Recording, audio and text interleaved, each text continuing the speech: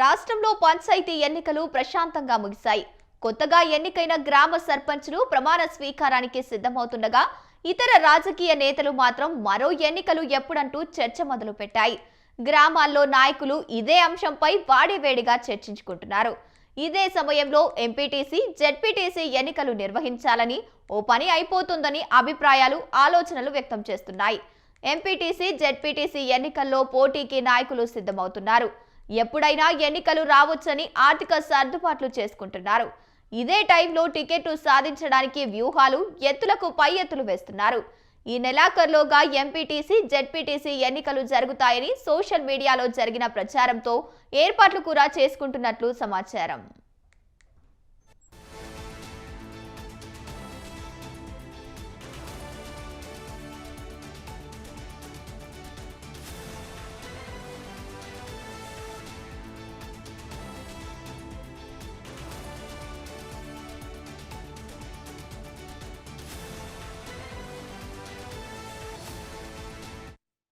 కాగా CM Revanth BC రిజర్వేషన్లపై అసెంబ్లీలో చర్చించి ఎంపీటీసీ, జెడ్పీటీసీ ఎన్నికలపై నిర్ణయం తీసుకుంటామని చెప్పడంతో ఇప్పట్లో ఎన్నికలు ఉండవా అంటూ గ్రామాల్లో చర్చ మొదలైంది.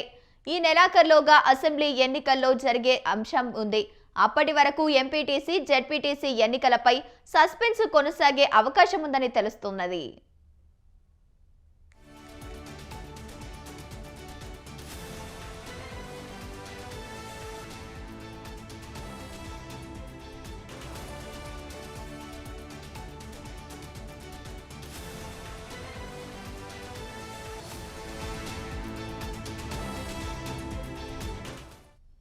పంచాయతీరాజ్ శాఖ అధికారులు ఇప్పటికే ఎంపీటీసీల విభజనను పూర్తి చేశారు. దానికి అనుగుణంగా ఎన్నికల సంఘం ఓటరు జాబితాను, పోలింగ్ కేంద్రాల జాబితాను సిద్ధం చేసింది. కానీ వీటికంటే ముందు ప్రభుత్వం సర్పంచ్ ఎన్నికలు నిర్వహించింది. సర్పంచ్ ఎన్నికలు ముగియడంతో గ్రామీణ ప్రాంత నాయకులందరూ ఎంపీటీసీ ఎన్నికల్లో పోటీకి ఉత్సాహం ఉన్నారు.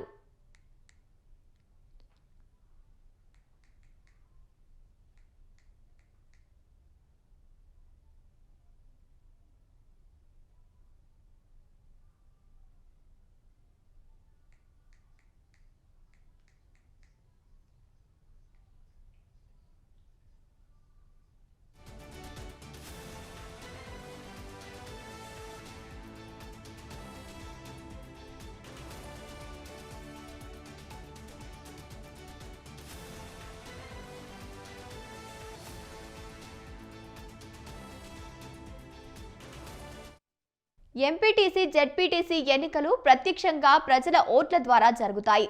అదే సమయంలో పార్టీ పరంగా పార్టీ గుర్తులపై జరిగే ఎన్నికలు అయినందున ఎవరికెన్ని ఓట్లు, సీట్లు వచ్చాయని ఓటర్లు క్షుణ్ణంగా పరిశీలించే అవకాశం ఉంది. వీరి ఎన్నిక తర్వాత పరోక్ష ఎన్నికల విధానంలో ఎంపీపీ, జెడ్పీ చైర్మన్ల ఎన్నికలు జరుగుతాయి. ప్రత్యక్ష ఎన్నికలతో పాటు పరోక్ష ఎన్నికలను పార్టీలు ప్రతిష్టాత్మకంగా తీసుకుంటాయి. అందుకే ఈ ఎన్నికలపై ఆచితూచి వ్యవహరించాలని ప్రభుత్వం, అధికార కాంగ్రెస్ భావిస్తున్నట్లు తెలుస్తోంది.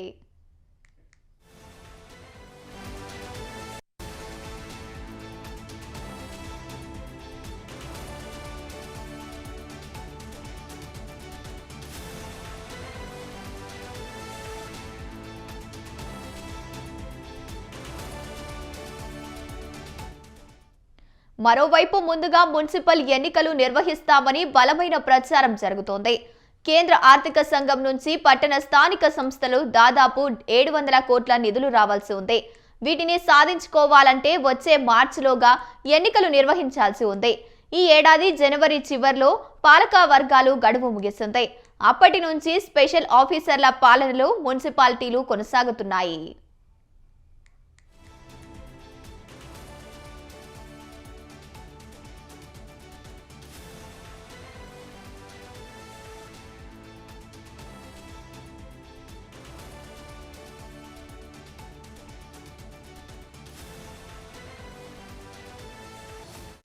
వచ్చే ఫిబ్రవరితో జీహెచ్ఎంసీ పాలకవర్గం, వచ్చే మే నెలతో వరంగల్, ఖమ్మం, సిద్దిపేట, అచ్చంపేట, జడ్చర్ల, కొత్తూరు, నకిరేకల్ లాంటి పాలక వర్గాలు గడువు ముగియనుంది.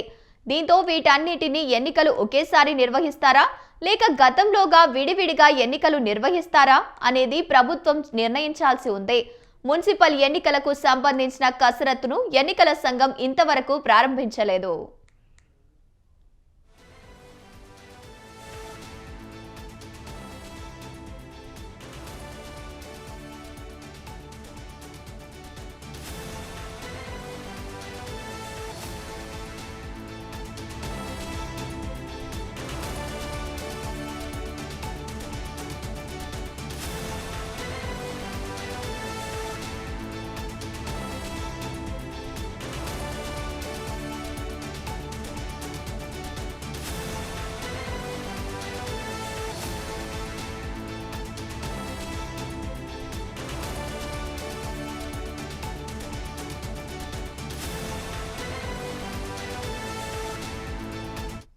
మున్సిపల్ అధికారులు ఎక్కడైతే వార్డుల విభజన అవసరం ఉందో వాటిని కొన్ని నెలల క్రితమే పూర్తి చేశారు.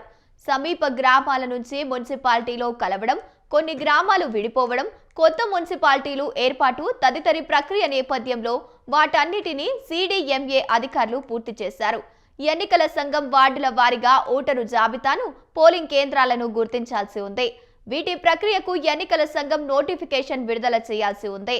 ఓటరు జాబితాను తయారు చేయడం, కనీసం 10 రోజులు ముసాయిదా తయారు చేయడం, దానిపై అభ్యంతరాలు, ఆల్ పార్టీ మీటింగ్లు నిర్వహించడం తదితరి తుది జాబితా ప్రకటన చేయాల్సి ఉంటుందని అధికారులు చెబుతున్నారు. పోలింగ్ కేంద్రాలను సైతం గుర్తించాల్సి ఉంది.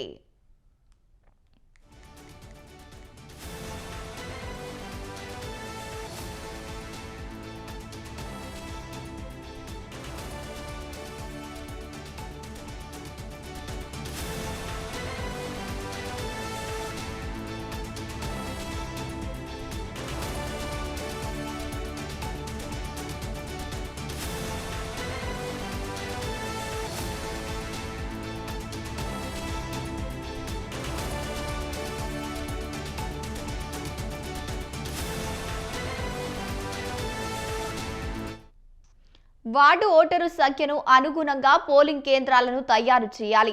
వీటికి కూడా వారం నుంచి 10 రోజుల సమయం పడుతుందని, రెండు ఒకేసారి చేయడం సాధ్యం కాదని చెబుతున్నాయి. దీంతో ఎన్నికల సంఘం ఇప్పుడిప్పుడు వీటి ప్రక్రియను ప్రారంభించిన సంక్రాంతి వరకు ఈ ప్రక్రియ సాగుతుందని అంచనా వేస్తున్నాయి.